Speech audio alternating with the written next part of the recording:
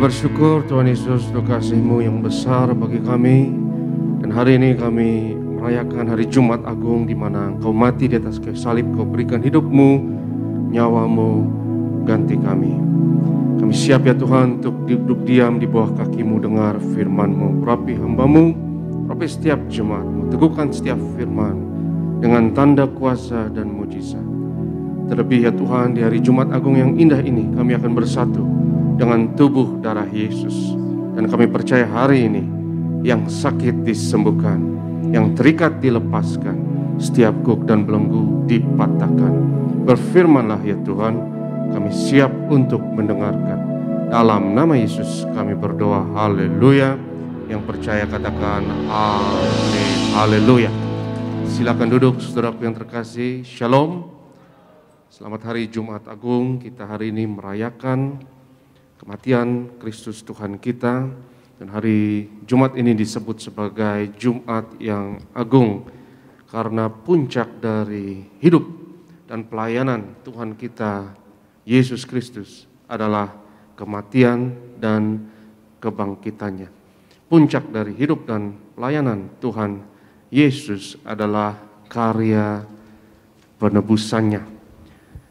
Beda seperti nabi-nabi dan pengajar-pengajar agama yang lain yang menyelamatkan saudara dan saya. Bukan ajaran Yesus, tapi yang menyelamatkan saudara dan saya adalah kematian dan kebangkitannya. Itu kenapa saya katakan beda dengan nabi-nabi lain. Yang mengerti katakan amin. Karena bukan ajaran Yesus yang menyelamatkan kita, tapi kematian dan kebangkitannya, karya penebusannya. Dan ajaran Kristus harus ditafsirkan dari sudut pandang kematian dan kebangkitannya. Ajaran Kristus dan setiap perkataan Yesus harus difilter dari perspektif sudut pandang kematian dan kebangkitannya. Beda dengan nabi atau pengajar yang lain. Mereka memberikan ajaran dan mengklaim ajaran tersebut bisa menyelamatkan, bisa membawa ke surga, dan lain sebagainya. Tetapi Yesus bukan hanya memberikan satu perangkat ajaran dan doktrin-doktrin, tapi ia mati dan ia bangkit. Dan hari ini kita memperingati, saudaraku, hari di mana ia menderita. Hari di mana ia memberikan hidupnya dan nyawanya ganti kita. Mari kita buka firman Tuhan dalam Matius pasalnya yang ke-26. Matius pasalnya yang ke-26. Kita boleh baca mulai dari ayat 57 dan seterusnya. Pendeta Adit boleh tolong dibaca. Matius 26 ayat 57 dan seterusnya sampai saya bilang stop. Ya. Yesus di hadapan mahkamah agama. Sesudah mereka menangkap Yesus, mereka membawanya menghadap Kayafas, imam besar. Di situ telah berkumpul ahli-ahli Taurat dan tua-tua. Dan Petrus mengikuti dia dari jauh sampai ke halaman imam besar. Dan setelah masuk ke dalam, ia duduk di antara pengawal-pengawal untuk melihat kesudahan perkara itu. Imam-imam kepala malah seluruh mahkamah agama mencari kesaksian palsu terhadap Yesus supaya ia dapat dihukum mati. Tetapi mereka tidak memperolehnya, walaupun tampil banyak saksi dusta, tapi akhirnya tampillah 2 orang yang mengatakan, orang ini berkata, aku dapat merobohkan bait Allah dan membangunnya kembali dalam 3 hari. Oke, kita perhatikan dalam firman Tuhan ini, saudaraku, ya bagaimana Kristus diadili sebelum ia mati. Dan kalau saya renungkan bagaimana ia diadili, para mahkamah dan imam-imam ini dan ahli-ahli Taurat mencari kesalahan pada Kristus untuk dapat menghukum mati. Dan tuduhan dari kesalahannya, kalau dalam konteks sekarang itu mirip-mirip penistaan agama. Itu tuduhan yang kira-kira diarahkan kepada Tuhan Yesus. Dituduh perkataan-perkataan Yesus yang dianggap kalau dalam konteks sekarang itu mirip-mirip istilah ini, yaitu penistaan agama. Ya, bahwa ia mau membongkar bait Allah dan bangun dalam 3 hari, bahwa ia mengaku Mesias, bahwa ia mengaku anak Allah, dan mereka mencari kesalahan tersebut untuk membunuh Tuhan Yesus. Dan bagaimana Yesus mati, cara yang Tuhan tetapkan untuk ia mati itu sangat publik, sangat terbuka terhadap massa, sangat publik. Ini adalah kematian yang bukan kematian yang privat, ini kematian yang sangat publik. Dan di hadapan banyak orang, Yesus dihakimi massa, dan ia menderita kematian tersebut sangat publik. Karena salib adalah teknik penganiayaan yang dirancang untuk memaksimalkan penderitaan. Salib bukan suatu teknik penganiayaan untuk orang itu supaya cepat mati. Tapi teknik itu dirancang sedemikian rupa, saudara, supaya kematiannya itu perlahan, penderitaannya itu maksimal, dan penderitaannya itu bukan hanya fisik, tapi penderitaannya itu sangat berat secara psikologi. Karena engkau menderita secara publik, itu lebih baik engkau merasa cepat mati. Tetapi salib itu dirancang oleh algojo-algojo, ahli-ahli penganiayaan yang profesional, supaya yang terhukum tersebut kematiannya itu dipastikan menderita dan tidak boleh mati cepat. Matinya dibuat perlahan. Dan saya yakin kalau kita ada di salib tersebut, kita akan berharap lebih baik kita mati cepat. Ya, karena kematian selesai penderitaan.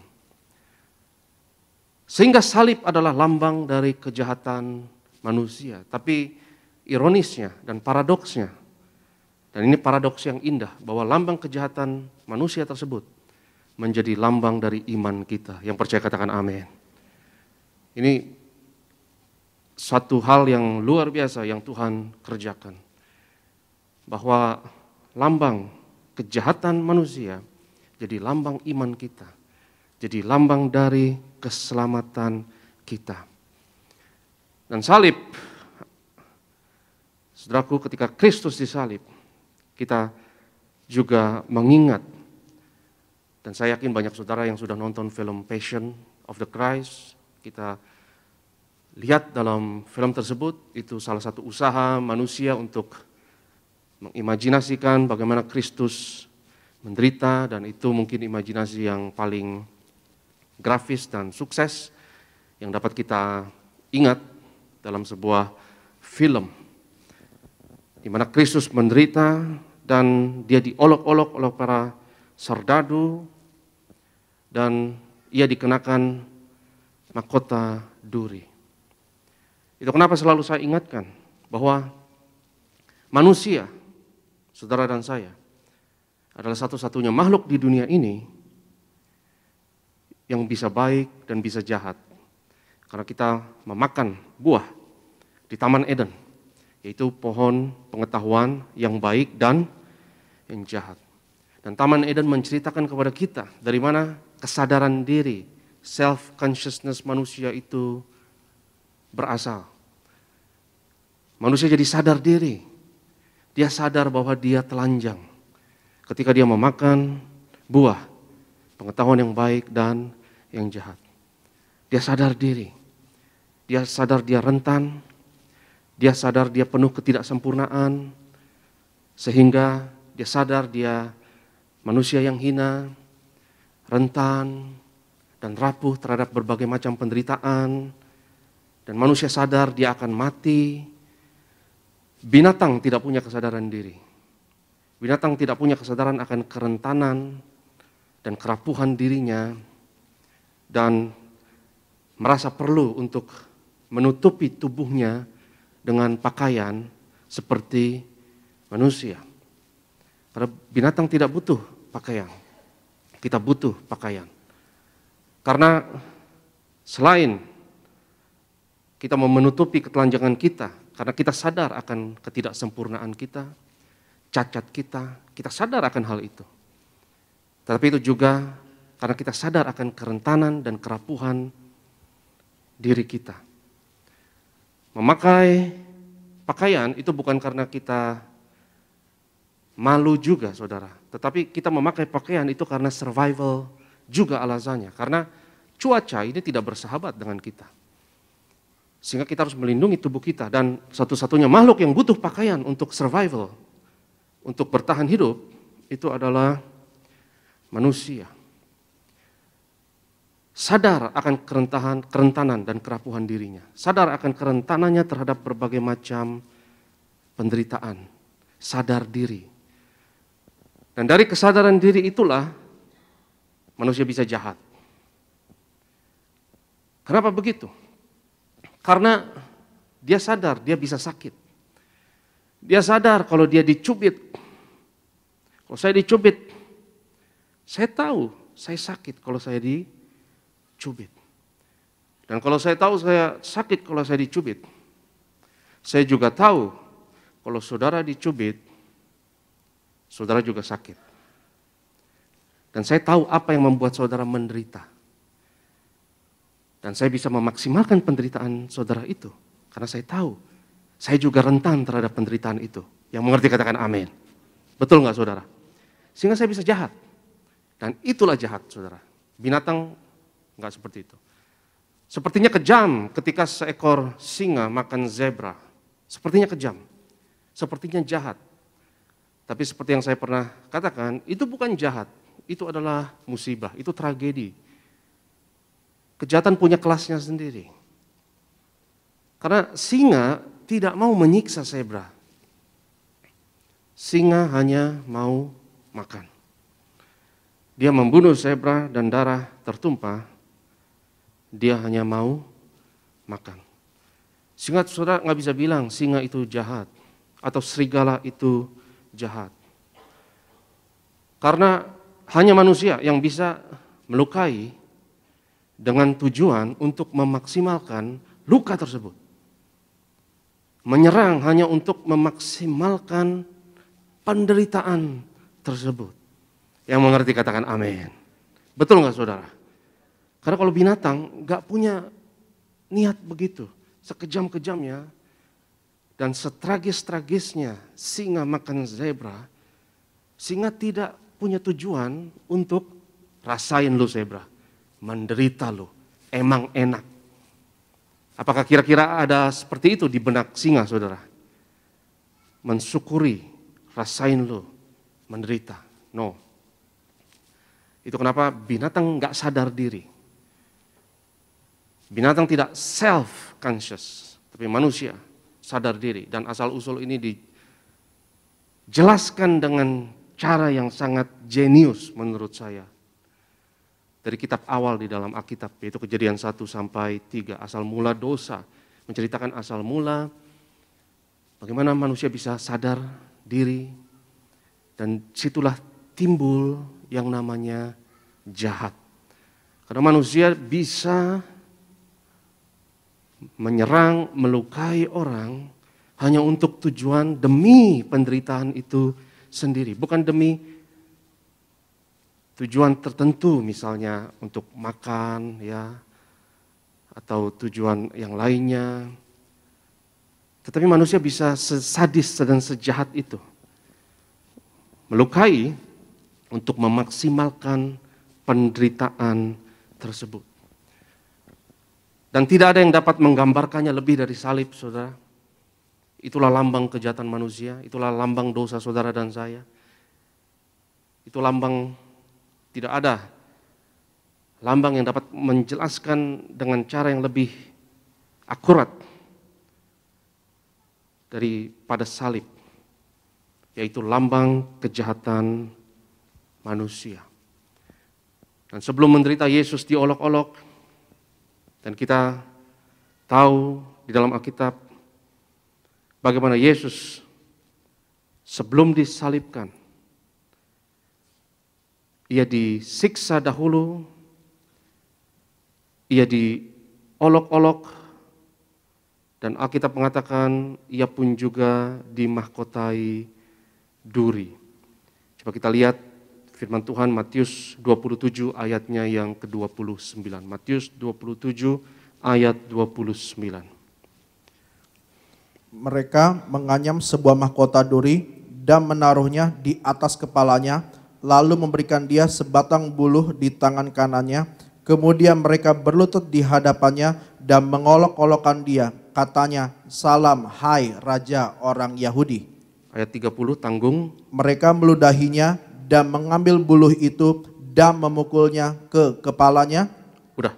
Jadi perhatikan saudaraku, ya, bagaimana saya renungkan ini, bagaimana Yesus dimahkotai duri, diolok-olok dan dipukul, dimahkotai duri, ya. Coba kita renungkan itu, saudara. Ini adalah kapasitas manusia untuk berbuat jahat itu sangat luar biasa. Seperti saya katakan, ya, binatang hutan itu kejam, hutan rimba itu kejam. Tapi saudara nggak bisa bilang itu jahat. Jahat punya kelasnya sendiri. Karena singa makan zebra itu bukan demi memaksimalkan penderitaan. Tapi salib itu dibuat, dirancang untuk memaksimalkan penderitaan. Engkau menderita berlama-lama, engkau menderita secara fisik. Ya, seluruh urat-uratmu, seluruh otot-ototmu itu menderita maksimal. Ya, tanganmu dipaku dan tangan itu menahan berat badan, ya, kaki dipaku dan dengan waktu yang cukup lama di hadapan publik supaya dipastikan, ya, keluargamu juga nonton, sanak saudaramu juga nonton, semua orang juga nonton. Di atas salib itu, semua yang menderita itu saya yakin berharap mati cepat. Ya, lebih baik mati daripada menderita. Itu adalah neraka di bumi. Dan menurut saya, mahkota duri yang dianyamkan di atas kepala Kristus, di atas dahinya itu adalah satu gambaran mengenai kapasitas kejahatan manusia yang luar biasa. Orang sudah mau mati, orang sudah disiksa, dan dia sudah menderita. Tapi penderitaan itu dirayakan sedemikian rupa. Nah, itu dia. Kemampuan manusia untuk merayakan penderitaan. Dan satu-satunya makhluk yang bisa lakukan itu cuma manusia, binatang tidak bisa. Benar atau tidak, saudara? Benar nggak?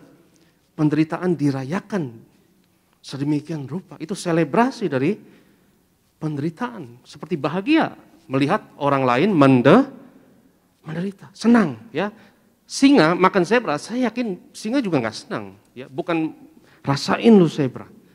Nggak ada itu di hati singa. Dia cuma insting dan nalurinya, dia mau makan. Dan dia akan bagi nanti, misalnya induk singa, hasil buruannya itu untuk anak-anaknya. Tapi manusia, orang sudah mati, sudah menderita, dirayakan. Dan dibuat parodi, dibuat suatu komedi. Ini mengerikan, saudara. Ya, karena satu-satunya makhluk yang bisa lakukannya cuma manusia. Ini mengerikan. Ya, bagaimana penderitaan itu dibuat komedi, dibuat parodi. Dan Kristus dikasih mahkota duri, pura-puranya dia raja, dan diolok-olok, dan dihina. Kalau mau bunuh orang, nggak perlu juga sejahat itu. Jadi kejahatan adalah keinginan untuk menimbulkan penderitaan atas orang lain, yaitu penderitaan yang tidak perlu. Saya garis bawahi itu. Penderitaan yang tidak perlu. penderitaan ekstra, ya, yang nggak perlu sebenarnya, tapi dibuat supaya maksimal. Karena penderitaan itu mau dioptimalkan oleh kejahatan. Ketika singa membunuh zebra, singa tidak ada hati untuk menimbulkan penderitaan yang tidak perlu, penderitaan ekstra, daripada penderitaan yang perlu untuk dia makan. Dia cuma mau makan, saudara. Sehingga dia timbulkan penderitaan atas zebra seminimal mungkin. Hanya untuk tujuan dia makan. Betul nggak, saudara? Tapi tidak disiksa. Ya, zebra itu nggak disiksa, dia tunggu sampai mati baru makan. Tapi tidak disiksa.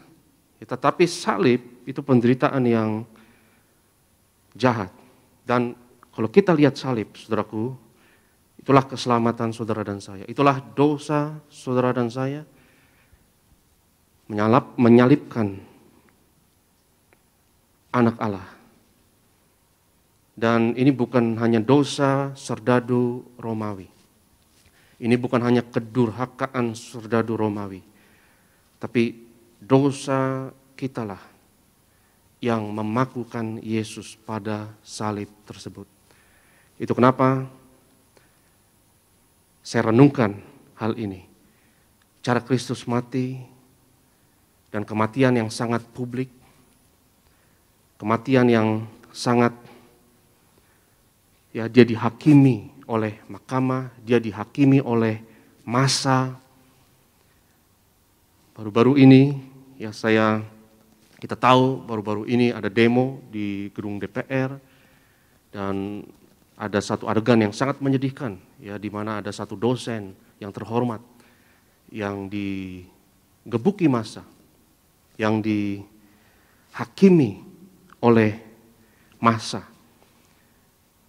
Dan kita melihat, ya, bahwa ketika Kristus dianiaya, ketika Kristus menderita, dia juga dianiaya, dihakimi oleh orang banyak.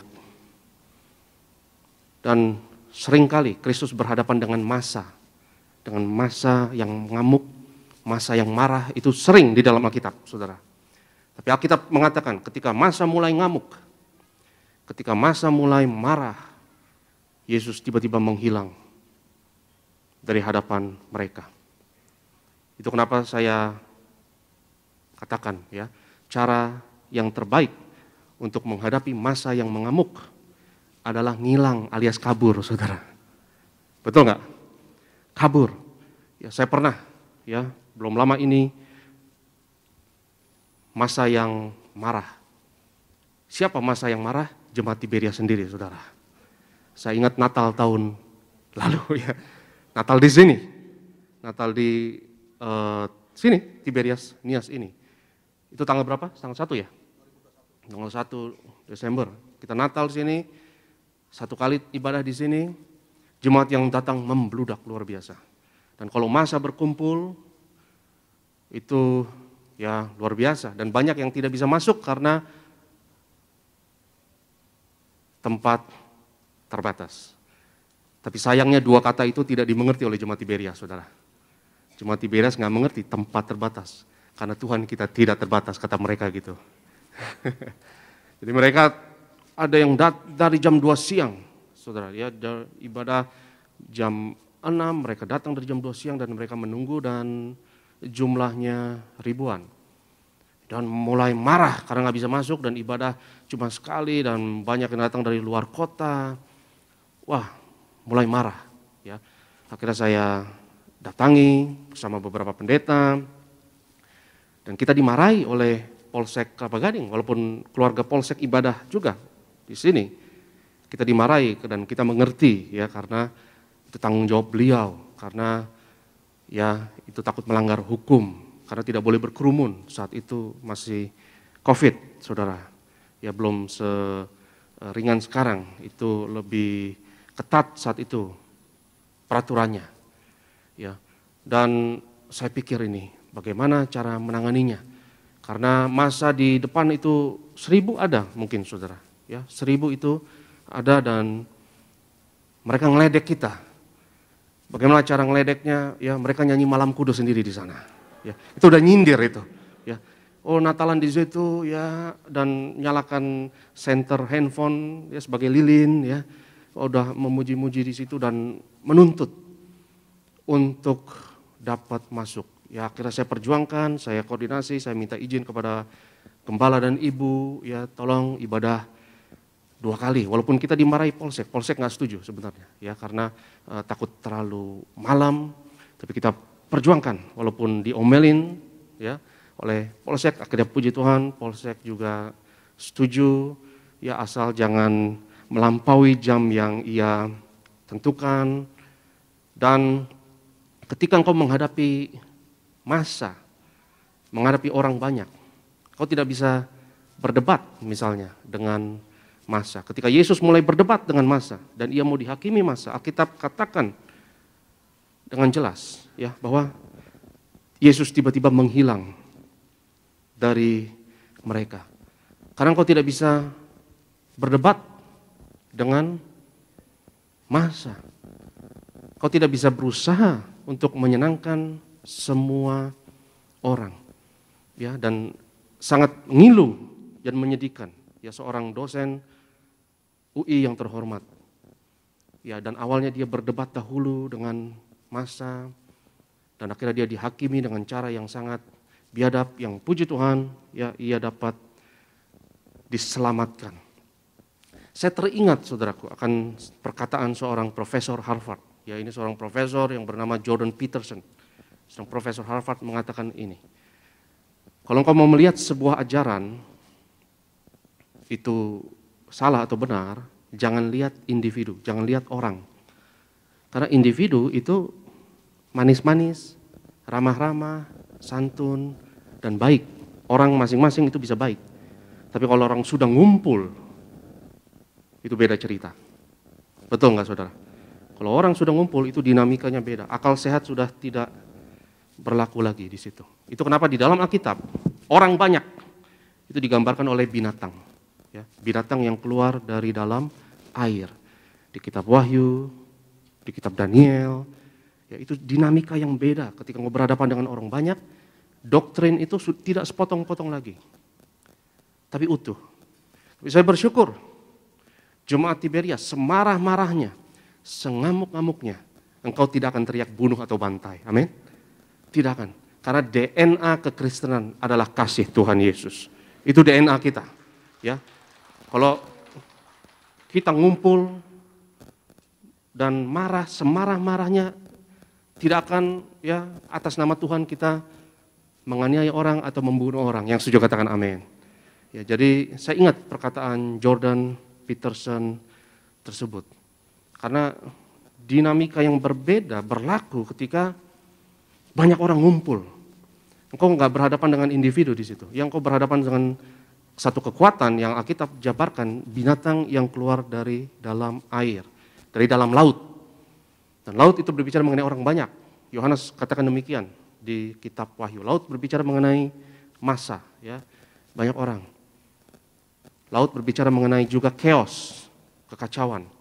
Dan dari chaos, kekacauan timbul satu sistem otoriter, yaitu binatang yang keluar dari dalam laut. Seperti ada yang mengontrol orang banyak tersebut. Ya, dan individu-individu seperti sudah tidak berlaku lagi. Ya, akal sehat sudah tidak berlaku lagi dan mengerikan. Mengerikan kalau saudara lihat masa yang mengamuk. Betul nggak saudara? Mengerikan. Ya, itu seperti yang saya katakan, ya, seperti binatang yang keluar dari dalam laut tersebut, ya, seperti kesetanan. Dan individu itu sudah kehilangan identitas mereka. Identitas mereka ada kelompok, dan kelompok itu yang bermain. Dan kelompok itu sangat tepat menurut saya, Alkitab jelaskannya sebagai binatang. Ya, binatang yang keluar dari dalam laut. Dan hari ini kita mau renungkan bahwa demikian jugalah cara Kristus mati, saudara. Ia dihakimi dahulu oleh pengadilan yang tidak adil, pengadilan yang sangat berpihak, pengadilan yang sudah dari awal memang sudah mau menghukum dia mati, hanya mau cari saja alasannya. Dan Kristus mati dengan cara yang paling mengerikan dan paling menderita, supaya saudara dan saya diselamatkan. Karena bahasa Yunani, saudara, untuk obat itu farmakon, dari kata farmasi, farmakon. Farmakon dalam bahasa Yunaninya artinya obat, tapi artinya juga dia punya arti ganda. Artinya yang pertama adalah obat, arti yang kedua adalah kambing hitam. Arti yang kedua apa? Kambing hitam. Menarik ya, bahwa obat itu juga adalah kambing hitam. Ketika massa mengamuk misalnya, itu harus ada sesuatu yang dikorbankan, baru mereka tenang. Kalau nggak ngelihat orang menderita, kalau nggak ngelihat orang mati, sampai orang itu yang disasar mati, ya massa itu akan tetap marah.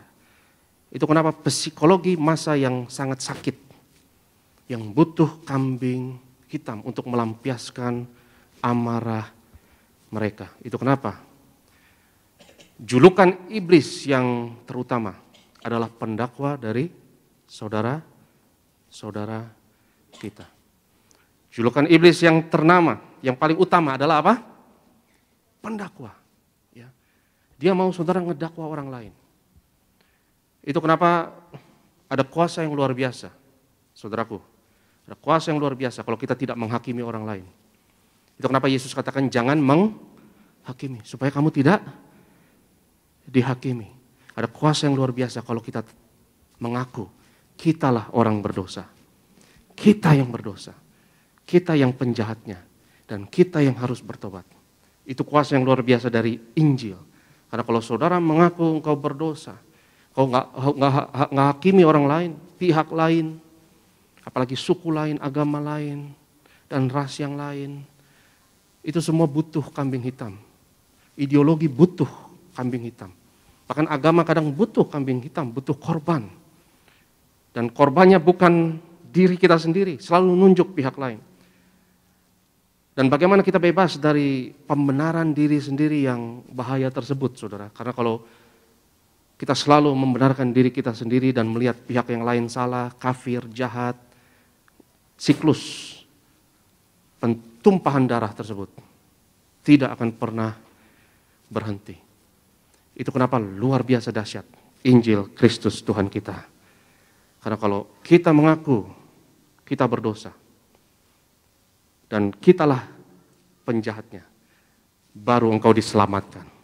Dan kalau engkau diselamatkan, barulah engkau dapat menjadi seperti Yesus. Yaitu, saudaraku, engkau diurapi. Karena Kristus artinya yang diurapi. Dan engkau dapat menjadi garam dan terang bagi dunia ini. Karena kalau engkau tidak bisa mengakui bahwa engkau penjahatnya, engkau juga tidak bisa jadi jagoannya. Karena jagoannya adalah engkau sendiri juga.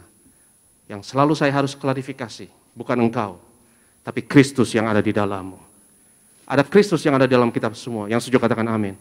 Ada jagoan, ada pahlawan, ada Mesias, ada yang diurapi.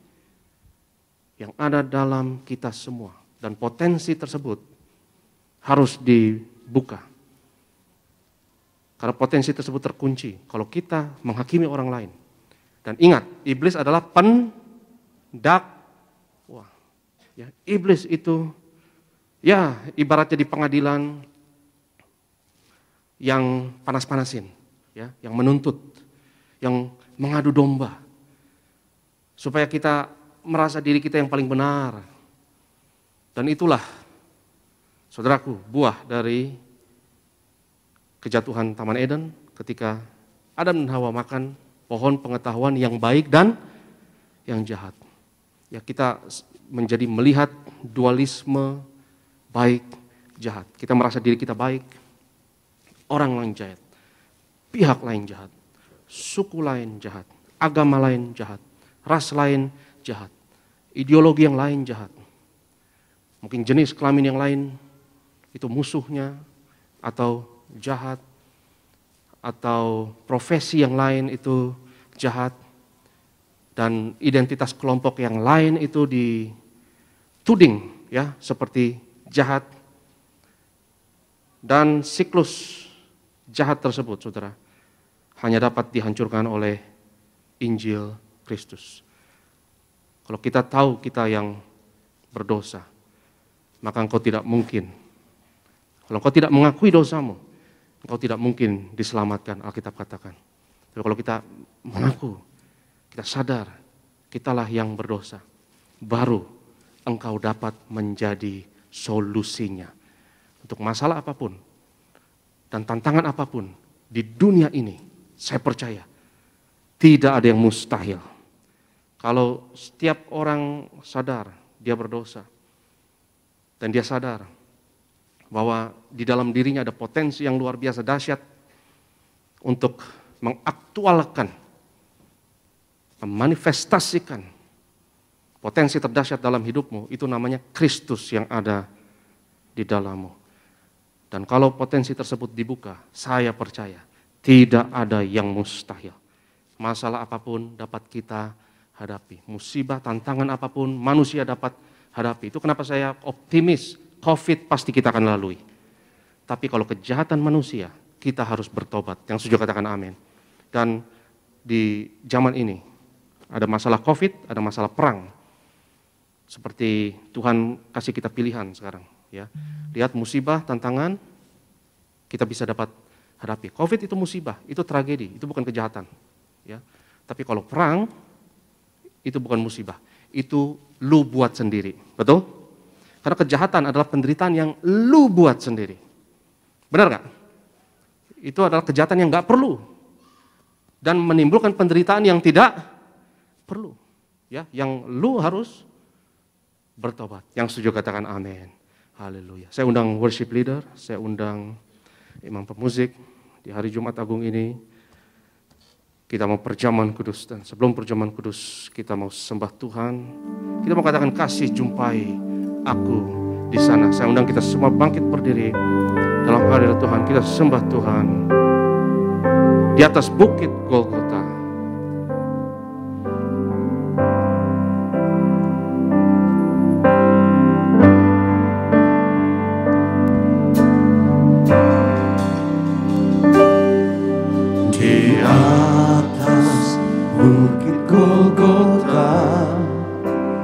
Berdiri salibnya kasar dan hina, tempat di mana maut dulu berjaya.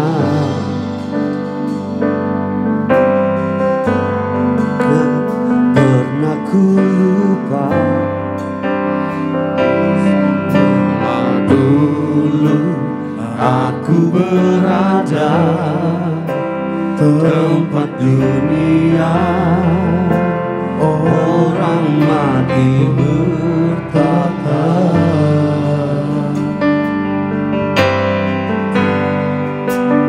Kasih jumpai aku di sana,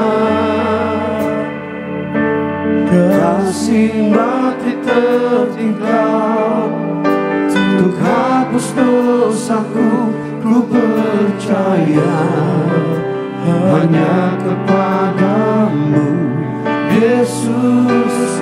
Kasih jumpai aku di sana, kasih memeluk aku di sana, kasih berlubang paku selamatkan hidupku.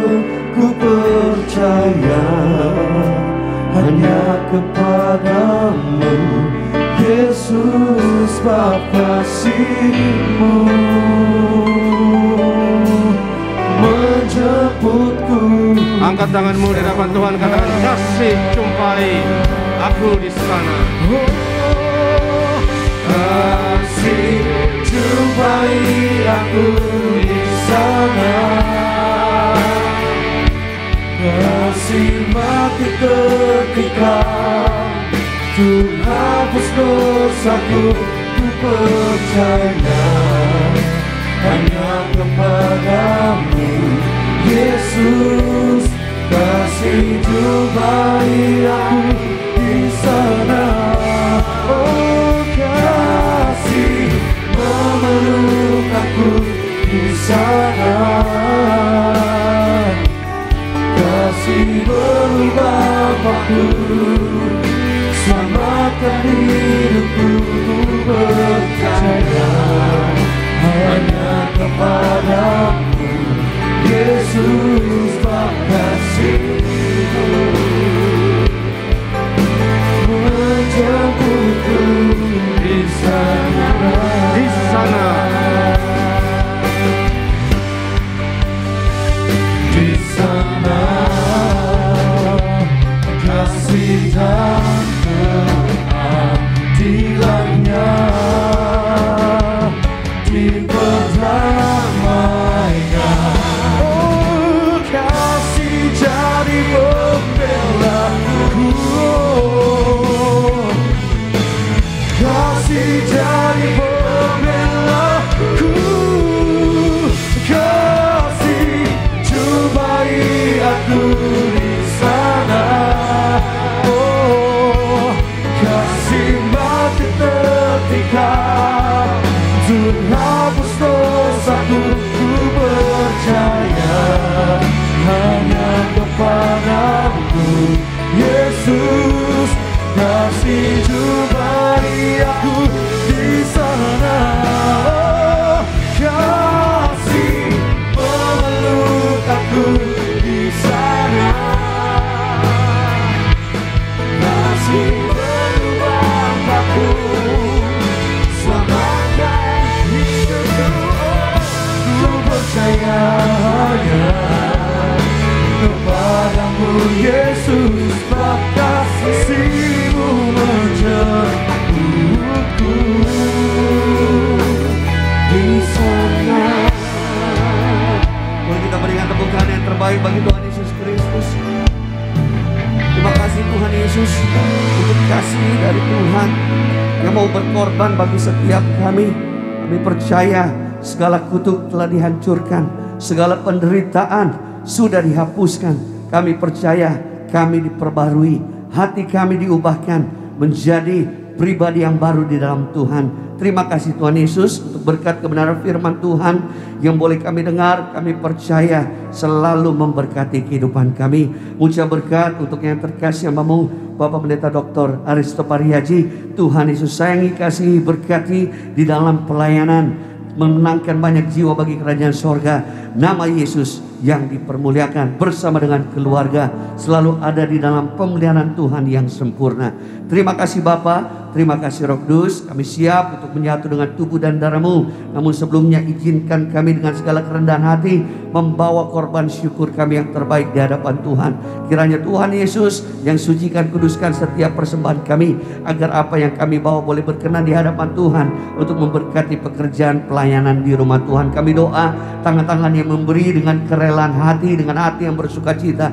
Apa yang mereka doakan, rencanakan, kerjakan, usahakan, kami percaya selalu ada tangan Tuhan yang kuat untuk memberikan pertolongan, bahkan mendatangkan keberhasilan bagi setiap kami. Di dalam nama Tuhan Yesus Kristus, dengan ucapan syukur, kita yang siap memberi yang terbaik, sama-sama kita katakan amin. Kita berikan tepuk tangan bagi Tuhan Yesus Kristus.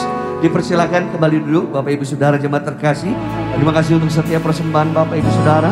Kasih dari Tuhan Yesus yang balaskan lipat kali ganda. Tiba saatnya sama-sama kita siapkan hati untuk terima yang terbaik dari sorga, tubuh dan darah Yesus. Mari sama-sama saya undang kita bangkit berdiri Bapak Ibu Saudara. Siapkan iman yang besar, percaya kuasa mujizat kita pasti bawa pulang. Haleluya. Haleluya.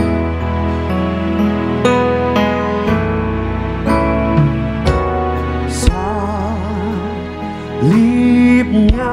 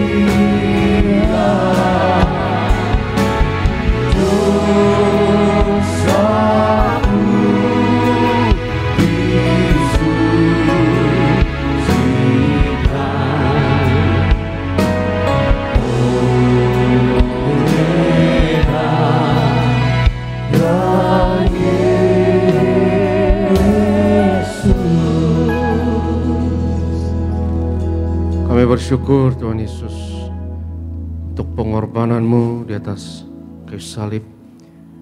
Kami menghormati penderitaan kesengsaraan yang Kau lalui. Kami mau menghormati setiap tetes darah yang tercurah demi kami. Dan kami datang menghampiri meja-Mu dengan roti dan anggur di tangan kami.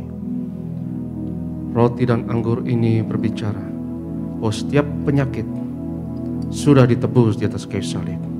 Dan roti dan anggur ini berbicara bahwa semuanya sudah selesai di atas kayu salib.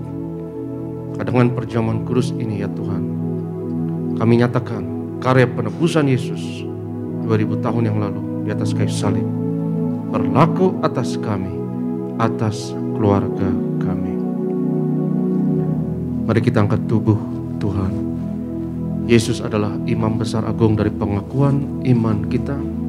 Sama-sama kita katakan, dalam nama Yesus, inilah roti hidup yang turun dari surga. Inilah tubuh Tuhan Yesus Kristus yang tergantung di atas kayu salib. Yang pertama, yang memberi keselamatan, hidup kekal di kerajaan surga.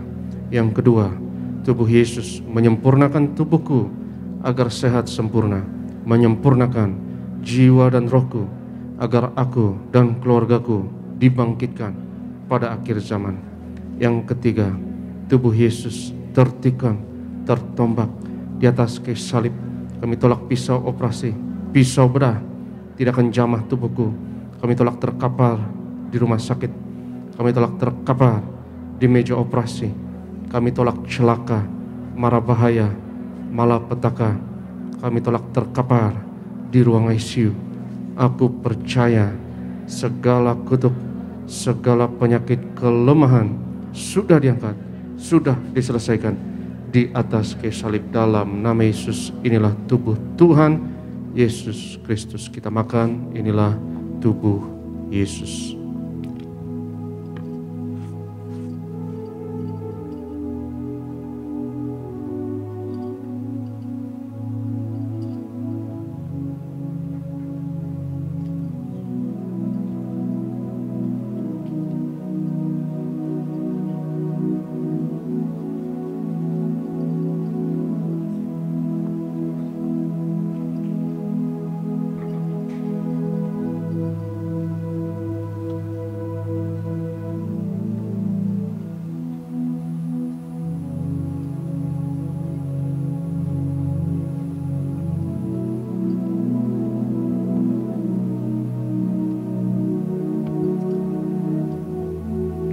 Sesudah itu Yesus mengangkat cawan, mengucap syukur atasnya, seraya berkata, ambillah dan minumlah. Inilah darahku, darah perjanjian baru yang ditumpahkan untuk pengampunan dosa. Mari kita angkat cawan Tuhan. Dalam nama Yesus, inilah darah Tuhan Yesus Kristus yang tercurah di atas kayu salib sebagai perjanjian yang baru dan yang kekal. Yang pertama, yang memberi pengampunan atas segala dosa, kesalahan kami. Kami janji bertobat. Kami tolak setan dan segala perbuatannya. Keluarga kami, keluarga yang kudus. Kami tolak perzinahan. Kami tolak poligami. Jauhkan dari perceraian. Yang kedua, darah Yesus menyucikan, menguduskan kami. Kami termeterai sebagai warga kerajaan surga. Kami doa punya rumah di bumi dan di surga. Yang ketiga, oleh darah Yesus, oleh bilur Yesus, dari ujung rambut sampai ujung kaki, aku sehat, aku sembuh, pendengaran sempurna. Kami tolak tuli, penglihatan sempurna. Kami tolak katarak, kami tolak kebutaan. Setiap organ, sistem dalam tubuhku sempurna. Pernafasan, imunitas sempurna. Kami tolak COVID-19, virus corona, varian apapun, kami patahkan dalam nama Yesus atasku dan keluargaku. Pencernaan, peredaran darah, syaraf sempurna, darahku tahir oleh darah Yesus. Kami tolak benjolan apapun, kami tolak kistemium, kami tolak kanker tumor, kami tolak diabetes, hepatitis, Kami tolak asam urat dalam nama Yesus. Kami tolak cuci darah. Sebut sakitmu masing-masing.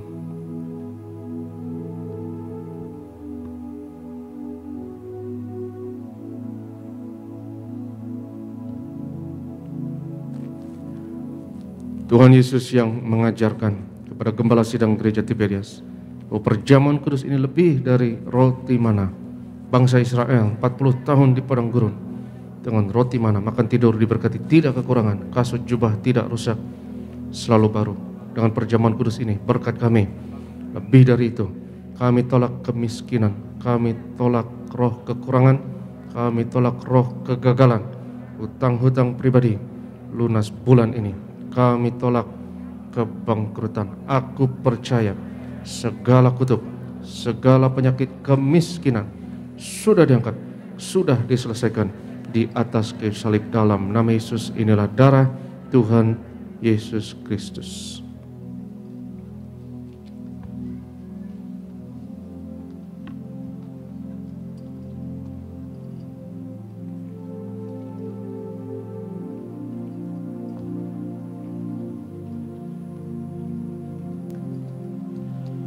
Mari sama-sama kembali di pagi hari ini, kembali mengucap syukur di hadapan Tuhan buat sakramen perjamuan kudus, buat sarana yang telah Tuhan beri bagi setiap kita.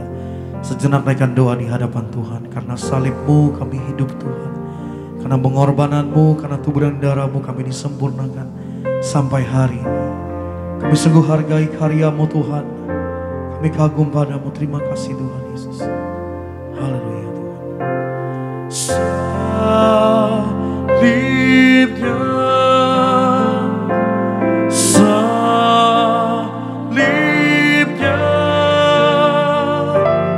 teramat mulia,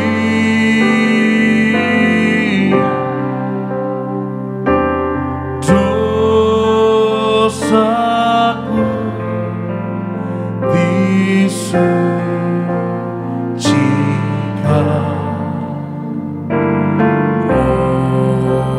oleh darah Yesus.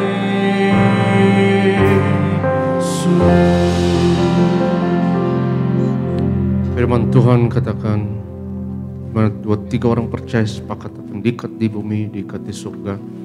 Yang dilepaskan di bumi, dilepaskan di surga. Kalau kita percaya, kita sepakat, kita angkat minyak urapan ini bersama dan sama-sama kita katakan dalam nama Bapa, Anak, dan Roh Kudus, dalam nama Tuhan Yesus Kristus. Inilah minyak urapan yang kudus untuk memuliakan Allah dan manusia. Kami muliakan Yesus, Tuhan dan Allah kami yang ada di tengah kami, memberkati kami. Setiap tetes oles dari minyak urapan ini hari ini, yang sakit disembuhkan, mengusir setan-setan, hancurkan kuasa kegelapan, patahkan segala kuk dan belenggu dalam nama Yesus. Inilah minyak urapan. Inilah minyak urapan dalam nama Yesus. Oleskan atas kening, atas tubuh, atas bagian yang sakit, dan percaya hari Jumat Agung ini engkau diurapi. Mari kita satu dalam doa. Kami berdoa Tuhan untuk setiap pokok yang tertulis dalam kertas doa ini. Kami bawa segala permohonan, keinginan, pergumulan anak-anak-Mu. Engkau yang berfirman, doa orang benar dengan yakin didoakan besar kuasanya. Percaya hari ini doa kami besar kuasanya. Tuhan jawab setiap doa kami. Kami berdoa bersyafaat, berkati gereja-Mu.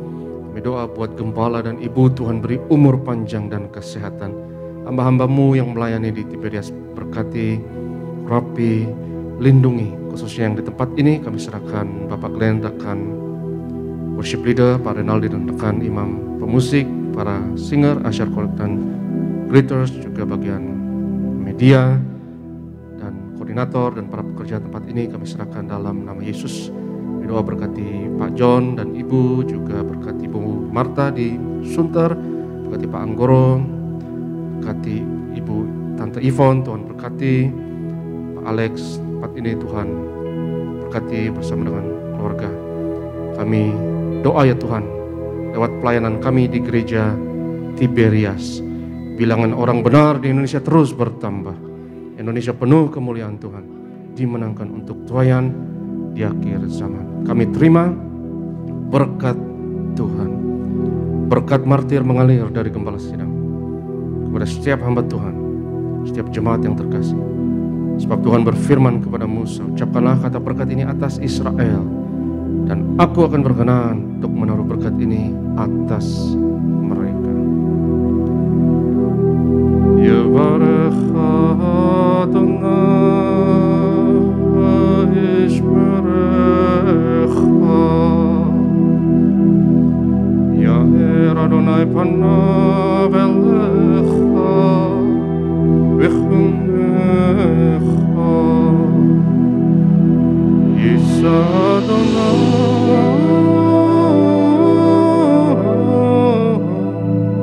panav elecha v'yashemecha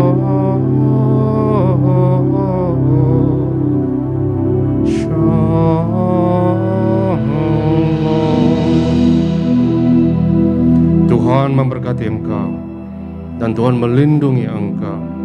Tuhan menyinarkan wajahnya atasmu dan memberi kepadamu kasih anugerah. Tuhan menghadapkan wajahnya kepadamu dan memberi bagimu shalomnya, damai sejahteranya untukmu dan anak-anakmu. Yang diberkati Tuhan sama-sama katakan amin.